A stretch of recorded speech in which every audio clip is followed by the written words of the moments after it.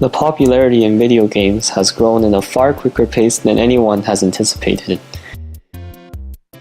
In 2014, esports has driven $194 million in revenue and is projected to grow to $1,128 million by 2019. In 2015, the esports viewership rivals many of today's most popular sporting events, such as the NBA, World Series, and the Stanley Cup Finals. With this much success and popularity, esports has begun to challenge the definition of a sport, and the general public and mainstream media is claiming that the perception or social norm of what a sport is being revolutionized. But hang on, can we really make this assumption without more thought? Before we go on any further, what is the definition of a sport? According to the Oxford Dictionary, sport is an activity involving physical exertion and skill in which an individual or team competes against another or others for entertainment. So why do people feel that competitive gaming can be called a sport? USA Today mentions, esports teams have fan bases and rivalries just like any real sports teams, and that hundreds of thousands of people watch Riot's League Championship Series every week. You probably wouldn't call a professional league player an athlete, but their competition is unquestionably a sport. This other guy says that not only do these games require the same rigor and commitment as traditional sports, but esports as a whole has started to look and feel like traditional sports leagues. It's time for esports to get the recognition that they deserve. So what do these arguments have in common? It all boils down to the feeling that any competition that is successful deserves to be recognized as a sport itself.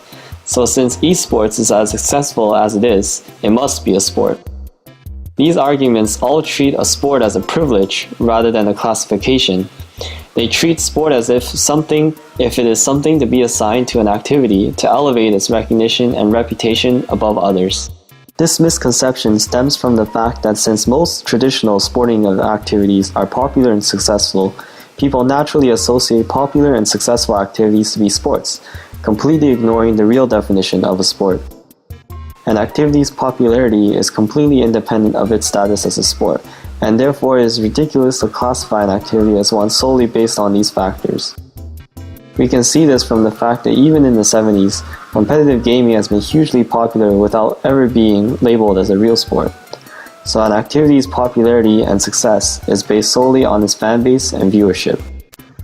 What does all this mean? It means that the current huge growth of esports is not an indication that the perception of sports itself is being changed or revolutionized, but rather that the people are beginning to be more appreciative of various other types of competition to the same degree as the traditional sports.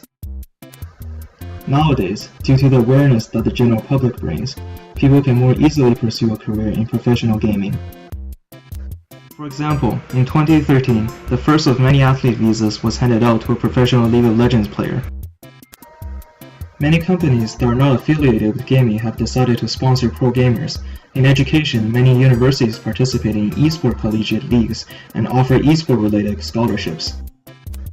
Again, the real takeaway from these steps forward is that they were all accomplished without the need to approve esports as a sport. This applies not only to esports, we can see this positive change in other forms of competition too. Poker boom is the recent phenomenon referring to the huge popularity increase of poker. During the boom years, the online poker player pool was at least doubling in size every year. The viewership of World Series of Poker today rivals that of many athletic sports. In addition, last year in 2015, the largest Magic the Gathering tournament ever was held in Las Vegas, with cash prizes as high as $75,000.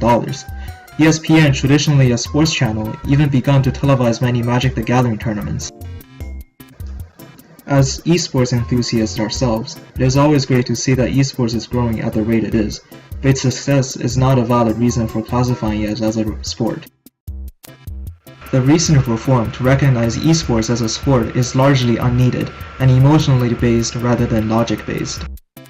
We shouldn't be concerned too much with whether esport is a sport or not, but instead with continuing to move away from a norm that acknowledges solely traditional sports into a norm that appreciates not only athletic sports, but also all kinds of other competitive activities. Regardless of whether esports is recognized as a sport or not, we ask this: does it matter?